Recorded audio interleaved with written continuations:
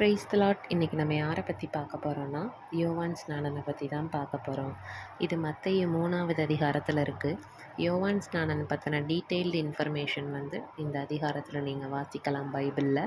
So நானும் இந்த அதிகாரத்தை ரீட் பண்ணுறேன், நீங்களும் என் கூட சேர்ந்து ரீட் பண்ணுங்கள். நான் உங்களுக்கு ஈஸியாக புரிகிற மாதிரி ஷார்ட்டாக எல்லாமே சொல்கிறேன், நீங்கள் நோட் பண்ணி வச்சுக்கோங்க.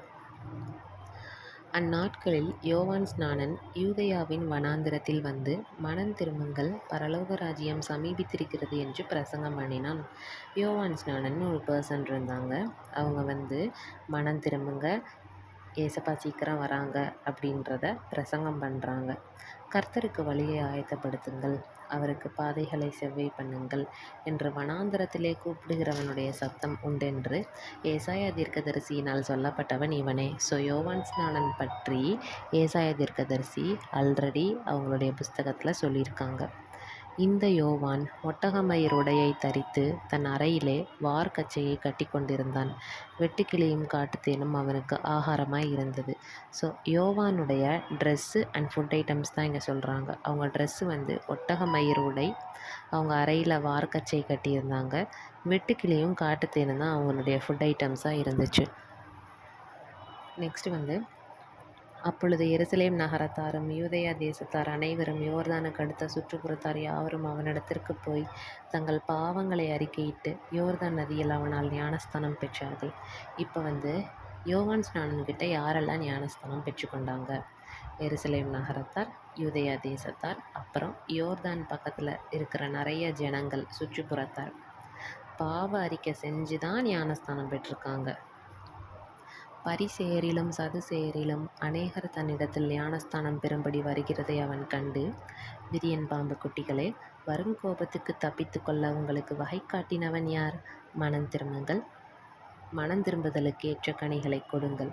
ஆபிரகாம் எங்களுக்கு தகப்பன் என்று உங்களுக்குள்ளே சொல்லிக்கொள்ள நினையாதிருங்கள். தேவன் இந்த கல்லுகளினாலே ஆபிரகாமுக்கு பிள்ளைகளை உண்டு பண்ண வல்லவராய் இருக்கிறார் என்று உங்களுக்கு சொல்லுகிறேன். ஸோ இதில் பரிசேயர் சதுசேயரும் ஞானஸ்தானம் பெற்றுக்கொள்கிறாங்க யோவான் ஸ்நானன்கிட்ட.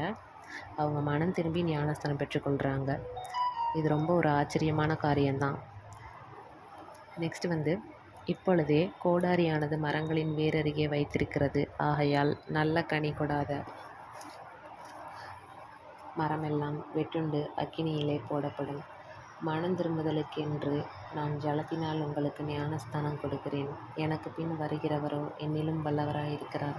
அவருடைய பாதரட்சைகளை சுமக்கிறதற்கு நான் பாத்திரன் அல்ல. அவர் பரிசுத்த ஆவியினாலும் அக்கினினாலும் உங்களுக்கு ஞானஸ்தானம் கொடுப்பார். ஸோ இந்த வசனத்தில் யோவான் யாரை பற்றி சொல்கிறாங்கன்னா, ஏசப்பாவை பற்றி தான் சொல்கிறாங்க. நான் உங்களுக்கு தண்ணியினால தான் ஞானஸ்தானம் கொடுக்குறேன், ஜலத்தினால. ஆனால் ஆண்டவர் கொடுக்குற ஞானஸ்தானம் பரிசுத்த ஆவியா அக்கினியாக இருக்கும் உங்களுக்கு அப்படின்னு யோவான் ஸ்நானன் ஏசப்பாவை பற்றி புகழ்ந்து பேசுகிறாங்க.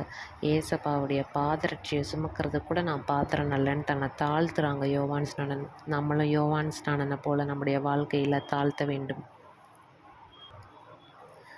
தூற்றுக்கூடை அவர் கையில் இருக்கிறது. அவர் தமது களத்தை நன்றாய் விளக்கி தமது கோதுமையை களஞ்சியத்தில் சேர்ப்பார், பதரையோ அவியாத அக்கினியினால் சுட்டரிப்பார் என்றார். அப்பொழுது யோவானால் ஞானஸ்தானம் பெறுவதற்கு இயேசு கலிலேயாவை விட்டு யோர்தானுக்கு அருகே அவனிடத்திற்கு வந்தார். ஸோ இந்த 2 வசனம் எதை பற்றி சொல்லுதுன்னா, கோதுமையை தான் நம்ம களஞ்சியத்தில் சேர்ப்போம், தேவையில்லாத பதரை என்ன செய்வோம், அக்கினியில் சுட்டரிச்சிருவோம். அந்த மாதிரி தான் ஏசப்பாவும் நம்மக்கிட்ட சொல்ல வராங்க. யோவான் ஸ்நானன்கிட்ட ஞானஸ்தானம் பெறுறதுக்கு ஏசப்பாவே யோர்தான் நதிக்கு வராங்க. யோவான் அவருக்கு தடை செய்து, நான் உம்மாலே ஞானஸ்தானம் பெற வேண்டியதாக இருக்க நீர் என்னிடத்தில் வரலாமா என்றான். யோவான் ஏசப்பா கிட்ட சொல்கிறாங்க, ஏசப்பா நீங்கள் தான் எனக்கு ஞானஸ்தானம் கொடுக்கணும், ஆனால் நீங்கள் என்கிட்ட ஞானஸ்தானம் பெற்றுக்கொள்கிறது சரியான்ற மாதிரி கேட்குறாங்க. இயேசு அவனுக்கு பிரதியுத்தரமாக, இப்பொழுது இடங்கொடு, இப்படி எல்லா நீதியையும் நிறைவேற்றுவது நமக்கு ஏற்றதாக இருக்கிறது என்றார். அப்பொழுது அவருக்கு இடம் கொடுத்தான். ஏசப்பாவே சொல்கிறாங்க, நீ இதுக்கு இடம் கொடுத்து தான் ஆகணும் அப்படின்னு. உடனே யோவான் ஸ்நானனும் ஏசப்பாவுக்கு ஞானஸ்தானம் கொடுக்குறாங்க. இயேசு ஞானஸ்தானம் பெற்று ஜலத்திலிருந்து கரையேறியவுடனே இதோ வானம் அவருக்கு திறக்கப்பட்டது. தேவ ஆவி புறாவை போல் இறங்கி தம்மேல் வருவதைக் கண்டார். அன்றியும் வானத்திலிருந்து ஒரு சத்தம் உண்டாகி, இவர் என்னுடைய நேசகுமாரன், இவரில் பிரியமாய் இருக்கிறேன் என்று உரைத்தது. ஸோ ஏசப்பா யோவான் ஸ்நானன்கிட்ட ஞானஸ்தானம் பெற்றுக்கொண்டாங்க. பெற்றுக்கொண்ட உடனே ஆவியானவர், பரிசுத்த ஆவியானவர் ஒரு புறாவை போல நம்மளுடைய தேவனாகிய கிறிஸ்து இயேசு மேலே இறங்கினார்.